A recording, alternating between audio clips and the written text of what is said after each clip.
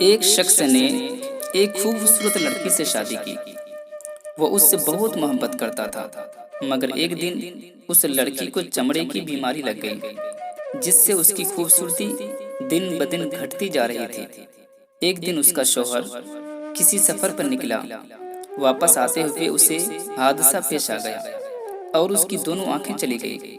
آخرکار ان دونوں میاں بیوی کی زندگی یوں ہی چلتی رہی اور اس کی بیوی کی خوبصورتی میں کمی ہوتی جا رہی تھی، مگر اس اندھا شوہر کو اپنی بیوی کی خوبصورتی کے بارے میں سب کچھ پتا تھا، لہٰذا ان کی زندگی پر اس کا کوئی اثر بھی نہ پڑا۔ دونوں ایک دوسرے کو پہلے ہی کی طرح چاہتے تھے اور ایک دوسرے کا خوب خیال رکھتے تھے۔ ایک دن ایسا ہوا کہ اس لڑکی کا انتقال ہو گیا۔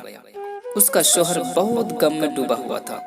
اس نے اپنا سب کچھ بیچ دیا اور اس شہر کو چھوڑ کر کسی دوسرے شہر جانے لگا۔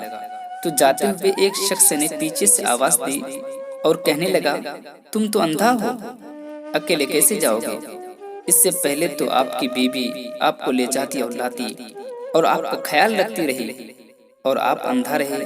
تو اندھا آدمی نے کہا، میرے دوست میں اندھا نہیں تھا، میں تو بس اپنی بیوی کو اندھا بن کر کے دکھا رہا تھا، کیونکہ میرے دوست میری بیوی بیمار تھی اور میری بیوی کی خوبصورتی دن بدن ختم ہوتی جا رہی تھی، تو اس لیے میرے دل میں خیال آیا کہ کہیں ایسا نہ ہو کہ میں روز اپنی بیوی کی بدصورتی کو دیکھوں، روز میں اپنی بیوی کی بیماری کو دیکھوں، تو کہیں میرے دل سے میری بیوی کی محبت نہ چلی جائے، کہیں میری بیوی کے لیے میرے دل میں نفرت نہ پیدا ہو جائے۔